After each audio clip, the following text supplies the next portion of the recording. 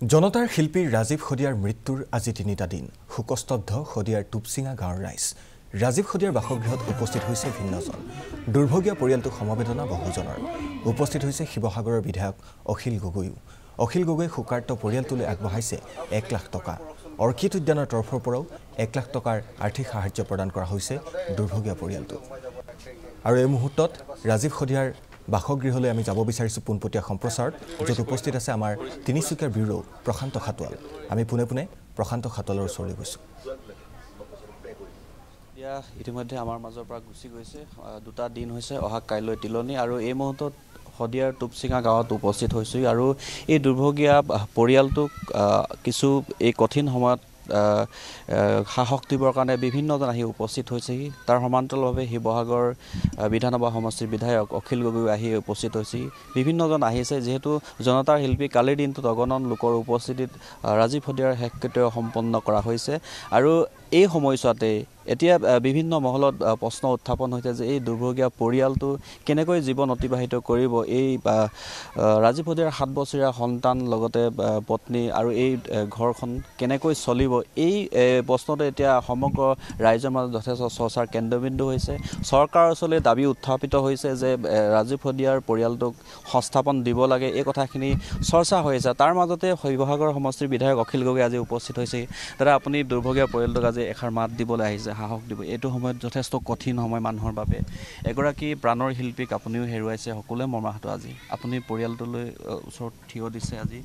কি ক'ব খুজিব কেনেধৰণৰ আশ্বাস দিব যেহেতু পৰিয়ালটো পৰৱৰ্তী সময়ত চলাটো বহুত কঠিন হৈ পৰে তেওঁলোকৰ কোনো সংস্থাপন নাই আমি সকলোৱে এটা কথা জানো যে অসমৰ আটাইতকৈ সংকটৰ সময়খিনিত থিয় দিয়া অসমৰ যিসকল শিল্পী আছে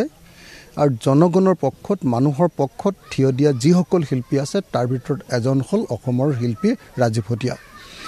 ৰাজীৱে আন্দোলনত যেনেকৈ আছিলে সমগ্ৰ পিৰিয়ডটোত আমি দেখিছোঁ যে ৰাজীৱে সদায় সংগ্ৰামী গীত গায় জনতাৰ গীত গায় আৰু তাৰ কাৰণে তেওঁ লাখ লাখ টকা লৈ গীত গোৱা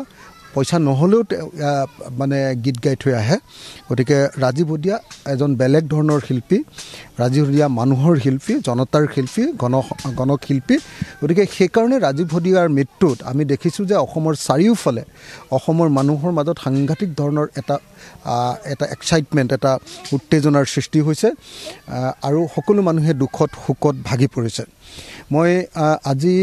আমি ৰাইজৰ দল আৰু কৃষক মুক্তি সংগ্ৰাম সমিতিৰ এটা প্ৰতিনিধি দল আমি আটাইবিলাকে ইয়ালৈ আহি পৰিয়ালটোৰ কাৰণে এতিয়া 2 লাখ টকা এটা অৰ্কিড পাৰ্কৰ পৰা 1 লাখ টকা আৰু মোৰ দৰমহাৰ পৰা 1 লাখ টকা 2 লাখ টকা এটা দিলোঁ আৰু তাৰ পাছত আমি দায়িত্ব কেইটামান লৈছোঁ এটা হ'ল যে কৃষক মুক্তি সংগ্ৰাম সমিতি আমি দায়িত্ব গ্ৰহণ কৰিছোঁ যে তেওঁৰ যিটো সমাধি ক্ষেত্ৰ তেওঁ যিটো সমাধিস্থল সেই সমাধিস্থলটো ভালকৈ আমি বনাই দিবৰ কাৰণে দায়িত্ব লৈছোঁ আৰু কাইলৈৰ পৰা সেই সমাধিস্থলৰ কাম যাতে আৰম্ভ হয় তাৰ কাৰণে আমি আমাৰ কৃষক মুক্তি সংগ্ৰাম সমিতিৰ প্ৰেছিডেণ্ট বিতু সোণোৱালক দায়িত্ব অৰ্পণ কৰিছোঁ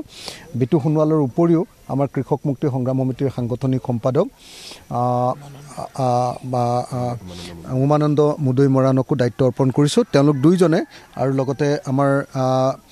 হেৰিও আহিছে ছাত্ৰ মুক্তি সংগ্ৰাম সমিতিৰ নেতৃবৰ্গও আহিছে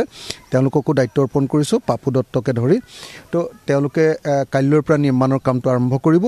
আৰু ৰাজহুৱাভাৱে আমি আদ্য শ্ৰাদ্ধ এটা পাতিব খুজিছোঁ সকলোৱে মিলি খদিয়াৰ মানুহে এটা ডাঙৰ ৰাজহুৱা আদ্য শ্ৰাদ্ধ আমি পাতিব খুজিছোঁ তেওঁক ভালপোৱা মানুহবিলাকে যাতে শ্ৰদ্ধাঞ্জলি জনাব পাৰে 20 দিনমানৰ মূৰত এই আদ্য শ্ৰাদ্ধ হ'ব কাইলৈ দিনটোত সেই আদ্য শ্ৰাদ্ধৰ দিনটো ঠিক কৰিব তাৰিখটো নিৰ্ধাৰণ কৰা হ'ব আৰু তাৰ পাছতে আমি সকলো ৰাইজক এই আদ্য শ্ৰাদ্ধৰ দিনটো জনাম তাৰ পাছতে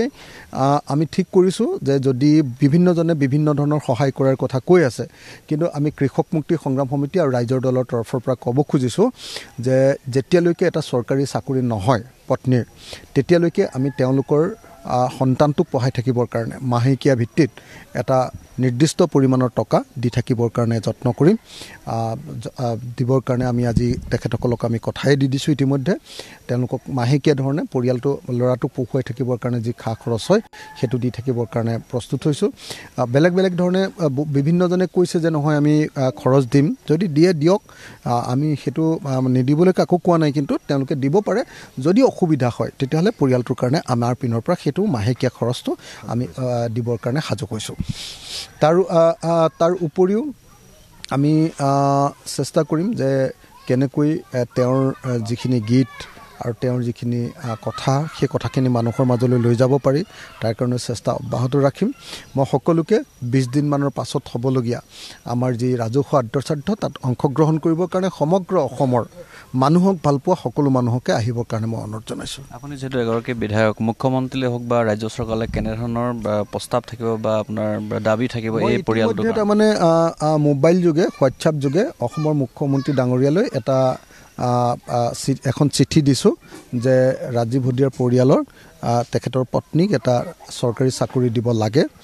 হোৱাটছআপ যোগে দিছোঁ তেখেতে কি ৰেছপন্স কৰে অসমৰ মুখ্যমন্ত্ৰী ডাঙৰীয়াই চাওঁ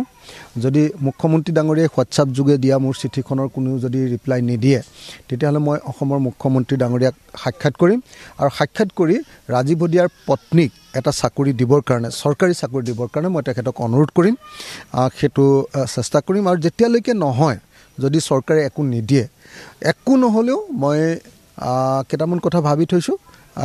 সেইমতে ব্যৱস্থা গ্ৰহণ কৰিম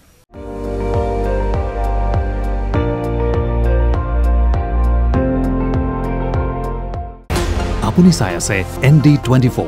সৰ্বশ্ৰেষ্ঠ নহয় সৰ্বোত্তমৰ দৌৰ